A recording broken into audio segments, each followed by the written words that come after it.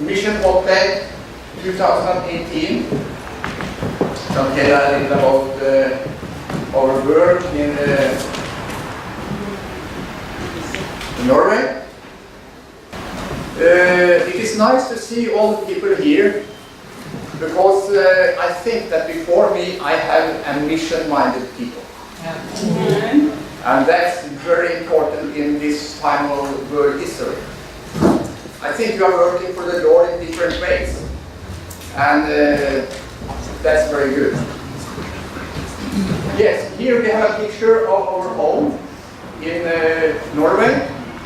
We are living here in an old house, and we are living in 530 meters above sea level. Wow. And you will soon see what will happen, what is happening there. Here is a view from our veranda. Yes, we have a nice view. And we have a big lake. It's 72 kilometers long and about 1.5 kilometers broad. It's called the Landsfjorden. And this sea is about 400 meters below our home. But you can see from our house. And we have one neighbor about 100 meters from us, and there we are living in the nature. And here is a little picture from our garden. And it's nice to just walk out in the nature with some friends, especially on Sabbath. We have often we have home meetings. Yes, we like this very much. It's very open, and all can take part. And here is a little picture from our garden. And I think that as a missionary, it is very important to have a garden. Amen. Every preacher should live on the countryside and have a garden. Amen. Because we have to learn much from working in the garden. We have to see the plants, waxing and developing. And this is a learning from us how our life shall be developed.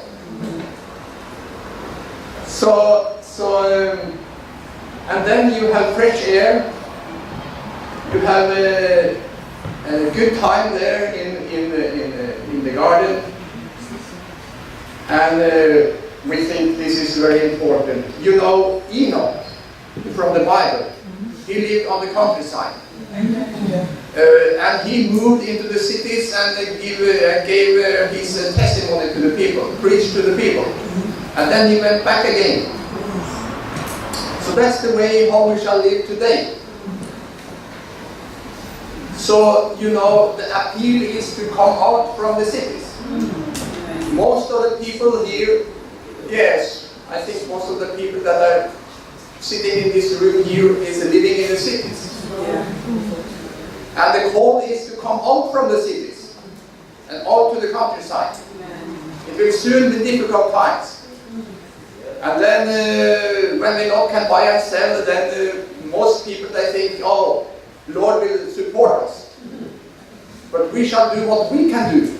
And then the Lord, He will support us. So we have to take this serious. Now is time to come out from the cities and out on the countryside.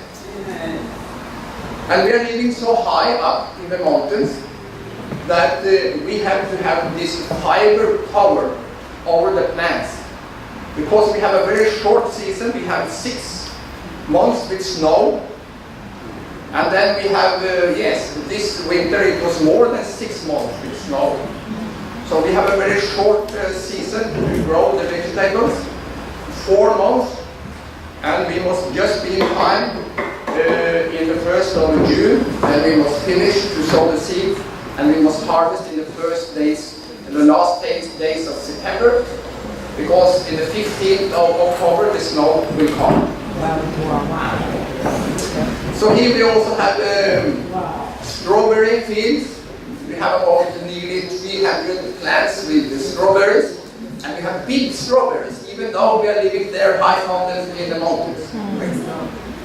So and we have apple trees, fruit trees, and even cherries up there. Yes. Just yesterday we ate some very delicious cherries from home. And we have to have a high fence because in the winter it is more than 1 meter with snow. And then we have elks and deers and like this, so they will jump over and eat our apple trees and branches, you know, because that's the only food they can have in the winter. So we have a fence 2 meter high, and even sometimes higher.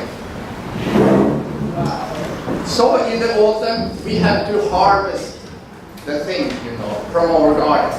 That's the most beautiful time. Yes, harvest time. It's a reminder of how Jesus will come back again, you know. He will harvest these people. And we prepare for this now. Yes, this is the preparation time. And the plums. And here you have, this is only for 1 day, plucking these strawberries from our garden. And pumpkins, and we have many different things. It's just only some few pictures I have taken. And then we go out in the nature and pluck blueberries. We have much blueberries. Last summer I picked 120 liters with blueberries. So we have for all of the winter, and we also give much to friends and like this, you know. It's blueberries. That is a very nice berry. It's good for the stomach and for all the body. And do you know what this is? Cranberries. Cloudberries. Yes, cloudberries. Then you see my English is not good. Cloudberries. And I have just yesterday, no, it was on Tuesday, Thursday, on Thursday, I just went from our home, you know, by foot, into the field nearby. It was not quite ripe, no, but I picked 4.5 kilos on a little tree. And this is a very valuable berry, you know. And the water is clean. You can just go down and drink. Very good. And then when the winter is ended, you know, you can see much snow. Oh, you can hardly come into our barn. And then when the spring is coming, we have to take away the snow, you know, so we can come out with our camper to do missionary work. So that's the time when we take off the cover, when the snow is finished, and we go out with our camper. And we have had many street meetings, and while I'm preaching, Bente is going on the street and giving out pamphlets, and while Bente is playing, I'm doing street evangelism. And then we use much time to go out to post boxes. When it's winter or summer or any time, you know, we do this. And we think that this is a very good way to come out to the people with the message. We put it in the post boxes. And we can deliver perhaps 1,000, 1,500 a day, you know. Because in Norway we have post boxes, perhaps 10 post boxes, you know, in one section. So this is a very, and we, you know, by driving around in the country, it is so nice to see all the nature, you know, nice nature going around. And you can see it's much snow. Much snow. So here is Bente giving post boxes by night or day. We are out to give this message to the people. And you can see it like this. I look up on this like this. If you distribute 1,000 pamphlets in the post boxes a day, Perhaps you have a congregation like this, or 200 out of 1,000. In a way, is coming to your meeting. They are reading your message. That's very good. And you do not need to hire a hall and like this, you know. People can sit in their homes and read the message. Yes, so that's a very good way to, and we use our camper. And here we go to the last, to all the post boxes, to the last post box in where we are going in Norway. And here is the last post box in the west coast of Norway. We enjoy to come to the last post box, you know. Then we have done our duty. And sometimes we are lazy. We just put it from the car, you know. And you know that the leaflets, they shall be spread like the leaves. Yes, in the autumn. Yes, thank you for helping. And here is our restaurant. Yes. Here also you can remember the nice Nissan Micra. Yes, our mission card. And here is the dining, or what you say, the eating room in our cancer. Amen. And then we go, you know, we send newsletters to many non-Seventh Day Adventist people. Mostly the non-Seventh Day Adventist people. And we have visited all these people in Norway. We used 4 years to visit 1,000 homes. And we have home meetings with the people. And sometimes it can be a little group together, you know. It can be perhaps 10, 20 people, 25 people. And sometimes it's only 1 people, or 2 or 3 people. But it's a study. It's a Bible study with these people. And sometimes we had a gathering out in the nature. This was this summer, just some weeks ago. We were on the west coast of Norway to share the message with these people. And sometimes we just sit outside with 1 people, give the message to that person. And this summer we have been in the west coast of Norway, and we have been on many islands out in the ocean, going by boat to these islands. And here we are on such a ferry to the next island. And some islands, they have linked together with stones are put together, and they have made a bridge, like a bridge, by that way. And I took this picture because I could not tell, we have many pictures of this, how we have been in different homes. But this was a little island we visited. And this man, he has received information from us in nearly 30 years. Because we started our mission when Pope John Paul II visited Norway in 1989. And then we made a pamphlet that was powerful, you know. The people could read the differences between the faith of the Catholic Church and compare it with the Bible. So all could see the differences. So this man had received that pamphlet on this island and has received information from us in nearly 30 years. Wow. And it was this man, he was so thankful that we came and visited him. And he was the only person in that island that kept the Sabbath holy. We did not know, but he was so thankful that we could come and join him in his home. Yes. Very simple home. And then, for a little more than 1 month ago, I was invited to the Pentecostal church, just outside Oslo. And that was a struggle. Because the people, the pastor there, the leaders, it was 3 of the leaders, they have received this pamphlet, you know, the protest is not finished 500 years after Luther. And this Pentecostal leader, he read the pamphlet and he saw, oh, it's a Sabbath, that is a day of rest. So he understood, he examined this with the Bible, and he saw that he had kept the wrong day of rest. Wow. He kept Sunday instead of Saturday.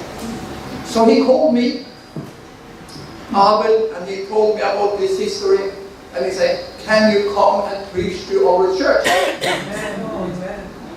And I said, oh, yes, I should enjoy to do that. But then something happened, you know, the leaders in Oslo, Pentecostal church, they heard about this, and they said, no, you cannot let this man stand on the pulpit. You have to stop this meeting. But the leaders, they have decided to go on. So it was only a little, some few people, it was 9, 10 people together. This was not many, but they were open. They wanted to hear the right message. Amen. And you can see the leaders there on the right side. And he was, after the meeting, he said, this is the truth. He said to the congregation, this is the truth. Amen.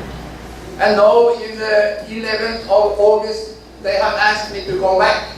Amen. But we cannot come back to this church. Because now the Pentecostal leaders in Oslo, they have sold that house. They will not have these people to be leaders in this church. They have sold the house. So I said to them, if not we can meet in this church, then we can meet in your home. Home meeting. He said, yes, we will arrange that. Yes. So you see, when something is hindering us, then God is open other ways. Yes. So that's the way to do it. And here I'm standing there on the pulpit in the Pentecostal church singing with one of the leaders.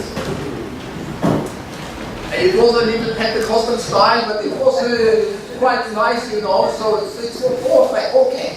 I could sing together with him in that song. And sometimes we have official meetings in different places in Norway, and we have also been in Finland and Sweden, and then people, they are coming, listening, and you know, we advertise in the newspapers and send out cards, you know, so people can come, and mostly, you will be amazed, mostly non-Seventh-day Adventist people is coming to my meeting. Mostly. Because unfortunately, I'm not accepted in the church as a preacher. The message is too strong for these people. They think I'm too hard. But that's all. God opens new ways for me. Preach for the Pentecostal people. Amen. And now also the people in the west coast of Norway, a Pentecostal church there. One of the members, he called me for perhaps 3 weeks, 4 weeks ago, and said, can you come to Kristiansund, that's a city in the west coast of Norway. Can you come here and preach for us? So now they shall try to find a solution on that. They will also have troubles, I know. But if not, the church is open, we have the meetings in the homes. That's a new solution. And perhaps, you know, we have sent many 100,000 pamphlets to different countries in Africa. And I like the African people. They're very nice. They're very open for the gospel. Amen. So they have distributed, they're going on street and marketplaces and all places to give out these pamphlets. And that's the struggle behind the scenes. You have it here. The struggle behind the scenes. Yes. And it was a health brochure.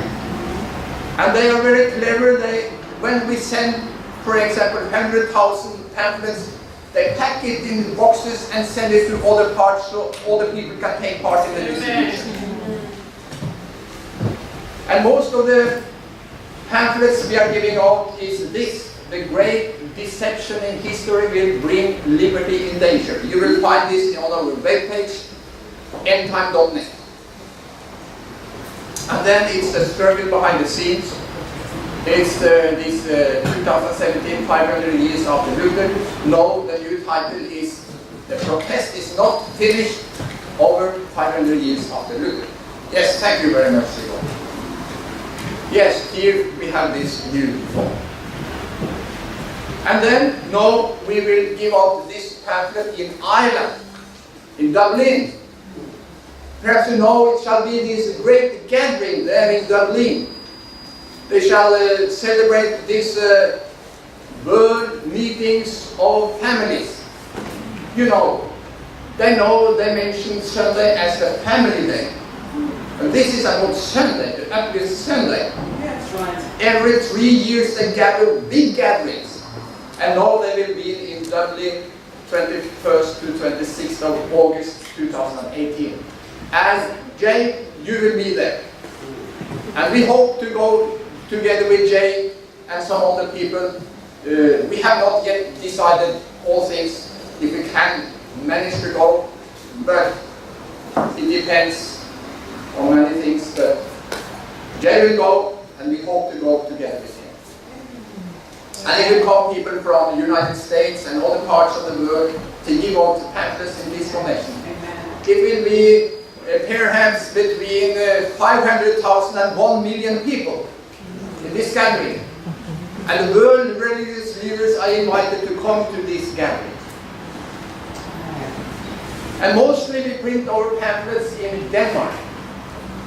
But we also print it in India and in Australia, New Zealand, and some other countries. And now also in Moldova and Ukraine. Yes. But mostly we print it in Denmark, and they are very mission-minded.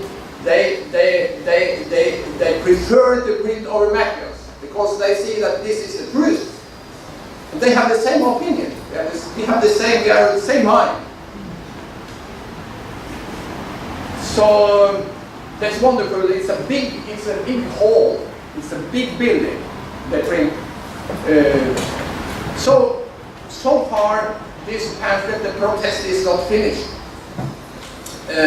It's now distributed in England, in Scotland, in Ireland, Denmark, Sweden, Norway, Finland, Moldova, Ukraine, Germany, Czech, Romania, Hungary, Spain, France, Portugal, Estonia, Bulgaria, Poland, Italy, Switzerland, Austria, Iceland, the Philippines, Holland, Belgium, India, Australia, New Zealand, Kenya, Zambia, United States, and Nepal. Can we say hallelujah? Amen. Praise the Lord. Amen. It's God that is standing behind this mission. Amen. Because we could not do this in ourselves. We have stopped to have much money ourselves. People support our ministry. And I can tell you that we, for 8 years, we have used about 5,000 pounds. Our income has been about 5,000 pounds a year for me and for my wife. That means totally a little less than $10,000 for 1 year. That has been our income. Is that much? No. It's little. And we use as little money on ourselves as possible to give the most to the mission. Amen. We shall be mission-minded people. We shall do all to give the message to other people. So it's not to, that we are not suffering. Not at all. God has given us potatoes and carrots and all we need to survive. Amen. Yes. And also clothes, You have a car, all this well. Amen. Yes. But I can tell you that when you live on the countryside, you have no debt. And you are you are cultivating your own vegetables, and you're going in the forest to pick berries, much berries. You have much berries during the winter. We do not need to have so much money. We can survive in a simple way. And here is a Pope coming to Sweden. Perhaps you can remember this. The 31st of October 2016. When they celebrated the 50-year celebration between the Lutheran Church and the Catholic Church. And they also started to celebrate the 500 years after Luther. That was in Lund, and our people, many people, they were there, distributed the pamphlets, 2017, 500 years after Luther, the great controversy book, and also it was on CDs. And it was fantastic because many people were in a stadium, yes, football stadium, and they came out, our people stood outside, and I think it was 18,000 people that were inside, and many watched on TV, in another hall and like this. But these people, they gave out in very short time, it was 12,000 CDs, 8,000 pamphlets, and about 3,000-4,000 on the great controversy. In short time, Yes. And people, they called us afterwards and said that we want to have more information. Yes. Even some church leaders, they took contact and wanted to have more information. So we send over information to them. And here is the people going out on the street. I was not there, but the people distributed our pamphlets and also the great controversy. And then Wittenberg in Germany, the 31st of October 2017.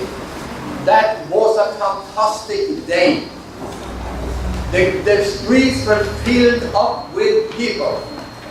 And it was Protestants coming from all over the world. Protestants, real Protestants. And they sung this Luther song, what is the text in English? Mighty fortress? God is my fortress, or something like this. Yes, And they sung it, I think they sung it as choirs, I think they sung it 20 times that day. Different parts of the street. And Beth and me, we were there together with some 10, 12 people more. So we had lots to do. We had, I think we had about 25 or perhaps 30,000 pamphlets with us that day. It's much. But we expected much people, and it was much people. So in some short hours, we distributed 23,000 pamphlets. 23,000 pamphlets. And the Pope did not come. He should come to Wittenberg. But he was afraid, We do not know why. But it was many that had given out the great controversy and also this pamphlet, in so many countries.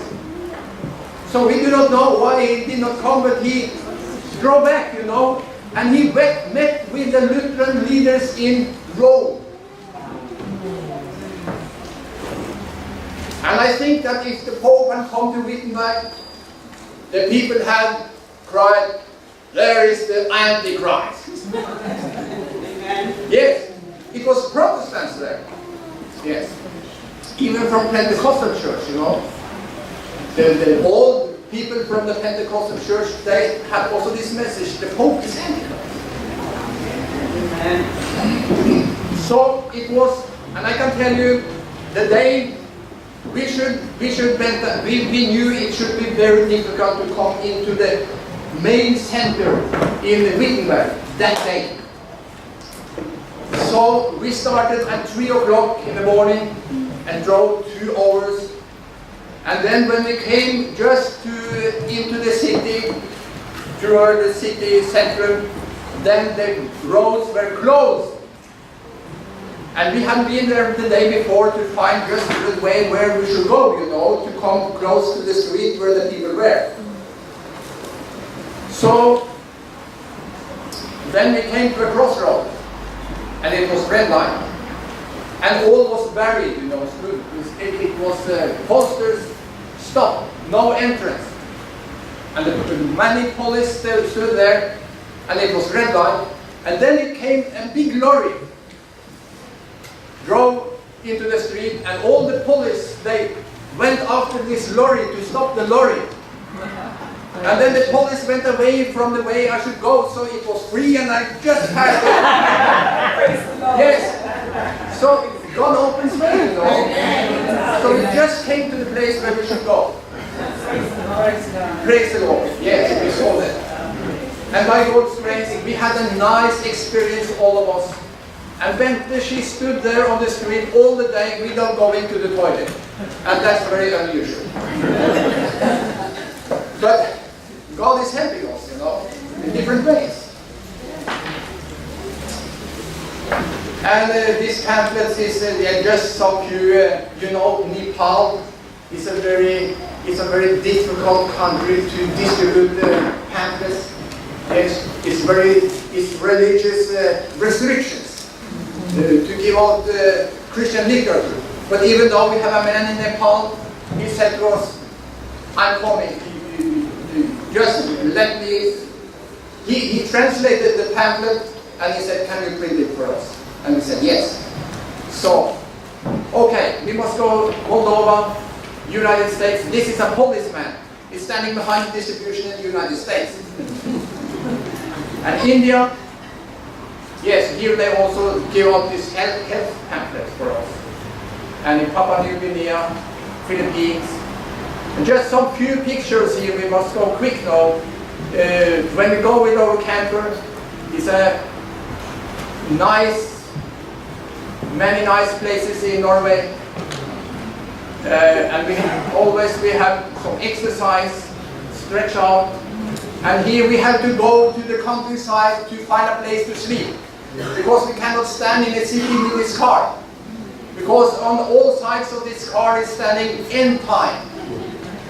And the young people, you know, they have these spray cans. So they just like to have fun with this end time, you know.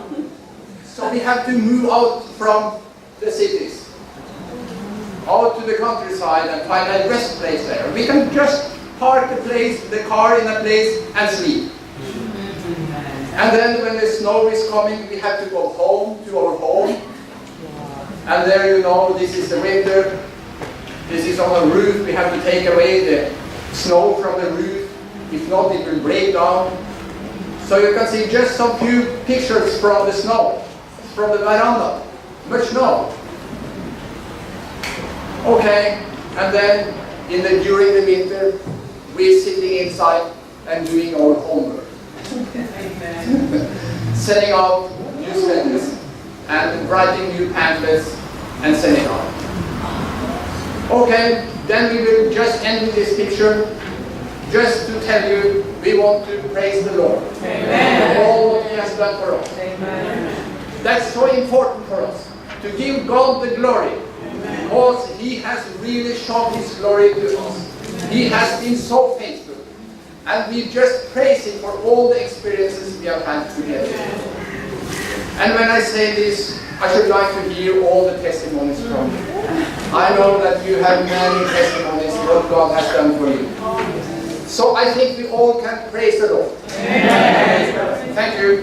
Amen.